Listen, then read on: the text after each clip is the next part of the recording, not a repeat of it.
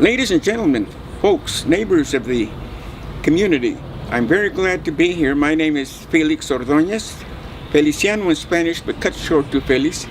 But one of the reasons that I'm here is because I'm so very, very proud of the past history of all veterans in the United States that have made this country what it is today. But specifically more of the Hispanic Americans. Silvestre Herrera, the military hero from the Hispanic community, of which we are very proud of, passed. He was a man, he was a hero. He now sits with God, of course, and we know that his journey has ended. But he was born on Mexican soil. Here we have a soldier who risked his life, who risked leaving his family to serve like any other American.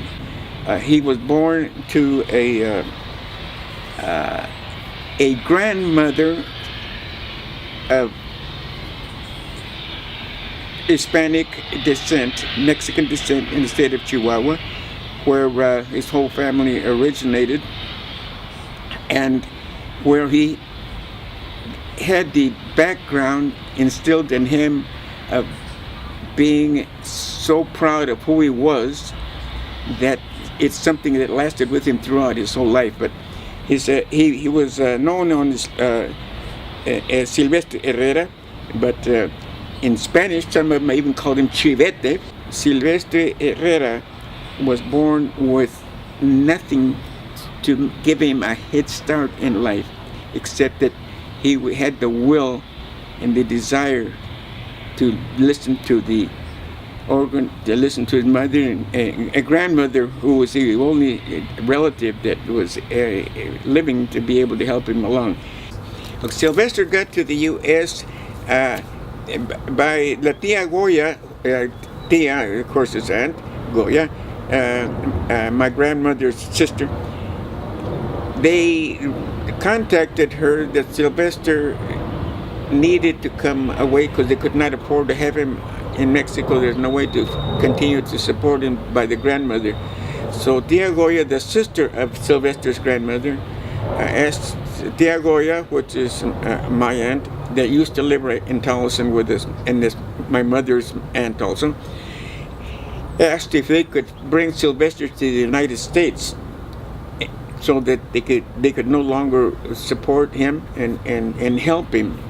And so my aunt Tia Goya and brought him through El Paso to some relatives that we had there until they were able to get him from there into Texas to work on a farm. He came to Arizona when he was about 16, 17 years old, and grew up in the farms doing the manual labor like many of the Mexican Americans of that era, including this one. And so my dad was the only father he ever knew. My mother was a sister of his, and so they grew up there along with an aunt who originally brought him over from El Paso to Texas. A few of the strange things about Silvestre was that he was very studious. He liked to learn about things, and he liked to do things for himself. There are even some comical things that he did. My dad was like his father. My dad showed him to do this and that and how to be his hands. As he grew up, eventually he started working, taking the bigger jobs on the farm, and he met Ramona Hidalgo, who became his wife, and they married, and he started a family of his own. So in 1136 West Hadley, if I remember correctly, and so he was doing very well. But the one night there was a situation that came about, a sad situation. We were having a good time, and then a messenger boy, like they used to have the Western Unions delivered in those days, and knocked on the door and so forth. And it happened to be that messenger boy had the telegram from the federal government saying that Silvestre was in inducted into the military service, the United States Army. His native country and this great country where his heroism was recognized and the Medal of Honor valor was bestowed upon him. He was proud to have been recognized. His personal family and his national family are in mourning for their father, brother were remembered. We remember his courage and his honor as a father and great human being. My name is Jose Herrera Ordonez. Tio Chivete was my mom's baby brother. I was born late in life in our family, and my memories of Tio were from his later years. He actually grew up with my older brothers and sisters, as he was raised by mom and dad until he grew up and married Tia Ramona. I was still a gleam in Dad's eye then. My early recollection of Tio was when he lived at 43rd Avenue, north of Van Buren, a home donated to him by Arizona for his contributions. Mom and Dad would go visit, and I would go play with my cousin Bobby. Sometimes my Tio would drive Mom to El Paso, Juarez, to visit Tio Jose and Tia Arcadia, Mom's brother and sister. They would take me and Bobby along since we were close in age and we kept each other company, while Mom and Tio talked all the way from Phoenix to El Paso.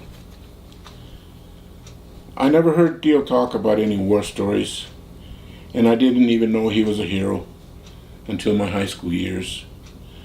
I didn't even know he had received the primer mérito militar from Mexico, which is the Mexican equivalent to the American Medal of Honor. I found out about his heroics by researching and reading about him. He never told me anything about himself. He was Tio Chivete until I made him my Nino as my padrino for our wedding.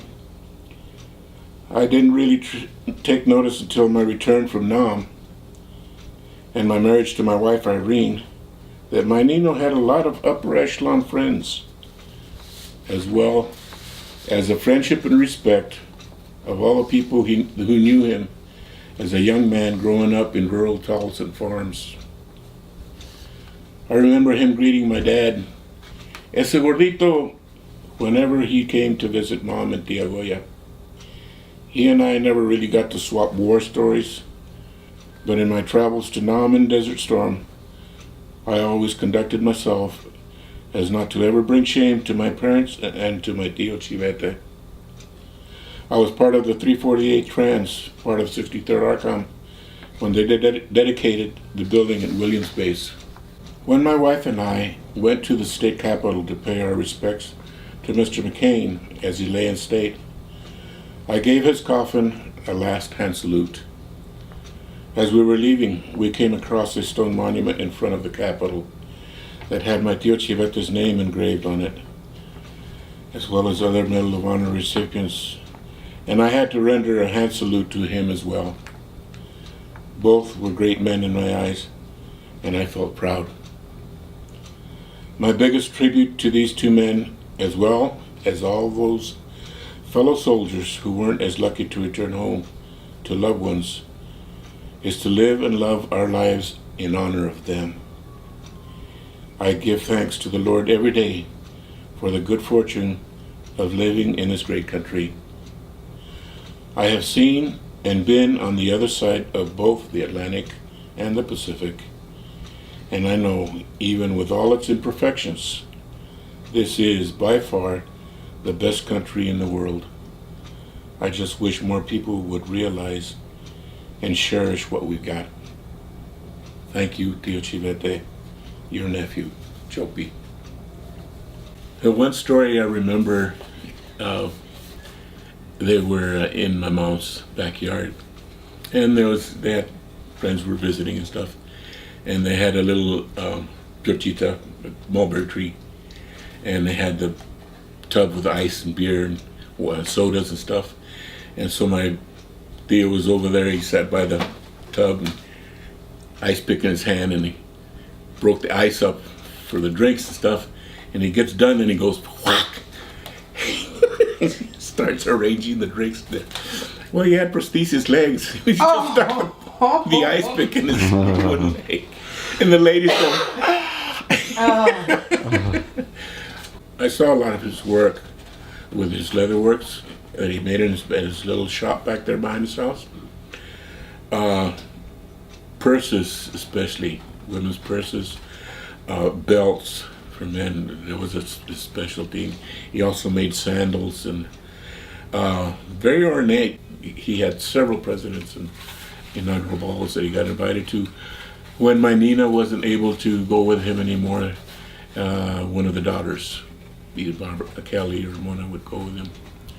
So he came in touch with a lot of people.